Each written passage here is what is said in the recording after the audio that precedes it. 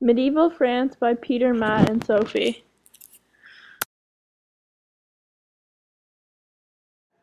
Originally, the modern nation of France was inhabited by Celtic people, and Germanic tribes took refuge in the northeastern sector of the region. Julius Caesar conquered the land of Gaul, France, during the Gallic Wars 50 BC to 58. Julius Caesar used this region as his own personal base and took refuge there. In the 5th century, Clovis I founded the Merovingian dynasty of Frankish rulers.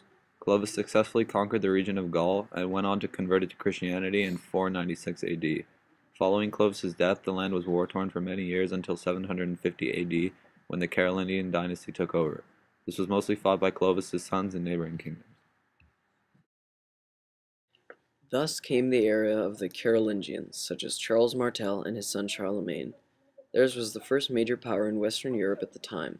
Charlemagne was crowned emperor by the Bishop of Rome in 800 AD, in which he divided the Frankish land amongst his sons. Charlemagne was one of the most influential kings of the Middle Ages. He reigned from 768 to 814 AD. He became famous for his important political and military inheritance from his father. He created political ideals that influenced European kingdoms for years to come.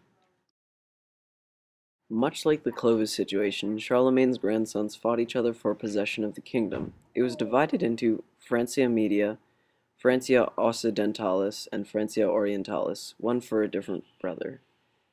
This was the initial trigger of the downfall of the Carolingian dynasty.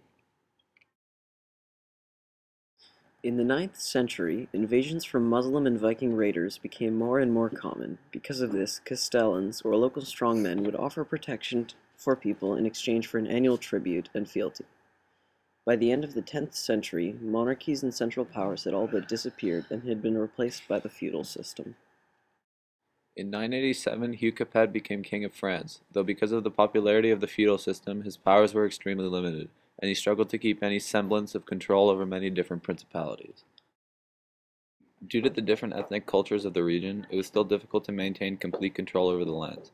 In 1180, Philip II Augustus increased the land ownerage of France and set up a plan for a basis for easier royal control over the entire region.